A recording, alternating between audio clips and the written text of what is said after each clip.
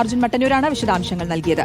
മധ്യപ്രദേശിൽ 5 കുട്ടികൾക്ക് HIV ബാധിച്ചതിൽ ആശുപത്രിക്ക് ഗുരുതര പിഴവെന്ന അന്വേഷണ റിപ്പോർട്ട്. ബ്ലഡ് ബാങ്കിൽ കാലഹരണപ്പെട്ട രക്തം ഉപയോഗിച്ചുവെന്നും രക്തം സ്വീകരിക്കുന്നതിന് മുൻപ് പരിശോധന നടത്തിയില്ലെന്നും റിപ്പോർട്ടിൽ പറയുന്നു.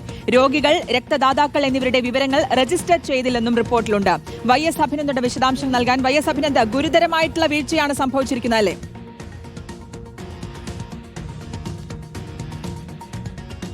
തീർച്ചയായിട്ടും ഗുരുതരമായിട്ടുള്ള വീഴ്ച തന്നെയാണ്. മധ്യപ്രദേശ് സർദാർ വല്ലഭായ് പട്ടേൽ ആശുപത്രിയിൽ കഴിഞ്ഞ ഡിസംബറിലാണ് തലാസീമിയ ബാധിതരായ കുട്ടികൾക്ക് HIV സ്ഥിരീകരിച്ചായിട്ട് റിപ്പോർട്ട് പുറത്തുവരുന്നുണ്ട്. 5 കുട്ടികൾക്ക് ഇതുമായിട്ട് ബന്ധപ്പെട്ട ഈ രക്തം സ്വീകരിച്ചത് മൂലം HIV സ്ഥിരീകരിക്കുന്ന സാഹചര്യത്തിലേക്ക് കടന്നിരുന്നു.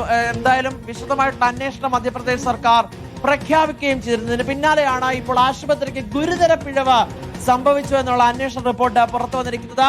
കാലഹരണപ്പെട്ട രക്തമാണ് ബ്ലഡ് ബാങ്കിൽ ഉപയോഗിച്ചത്. രക്തദാതാക്കളുടെ വിവരങ്ങൾ അത് കൃത്യമായി രേഖപ്പെടുത്തിയില്ല.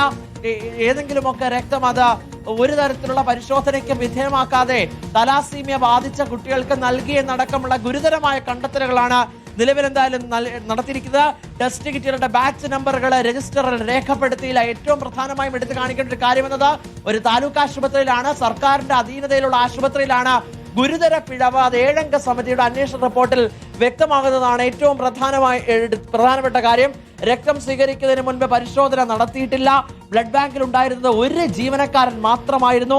സ്ഥനയിലെ വല്ലഭായ് പട്ടേൽ ജില്ലാ ആശുപത്രിയിൽ ആ ദിവസം ഒരൊറ്റ ജീവനക്കാരനായിരുന്നു ആ ബ്ലഡ് ബാങ്കിൽ ഉണ്ടായിരുന്നതെന്നാണ് ഏറ്റവും ഗുരുതരമായിട്ടുള്ള കാര്യമായി അന്വേഷണ റിപ്പോർട്ടിൽ വ്യക്തമാക്കുന്നത്. എന്തായാലും ഗുരുതരമായിട്ടുള്ള പിഴവ് അത് ബ്ലഡ് ബാങ്കിലെ ഉദ്യോഗസ്ഥർക്ക് സംഭവിച്ചിരിക്കുന്നു, ആശുപത്രി അധികൃതർക്ക് സംഭവിച്ചിരിക്കുന്നു എന്ന് വ്യക്തമാക്കുന്ന റിപ്പോർട്ട്. 5 കുട്ടികൾക്കായിരുന്നു അന്ന് HIV സ്ഥിരീകരിച്ചത്.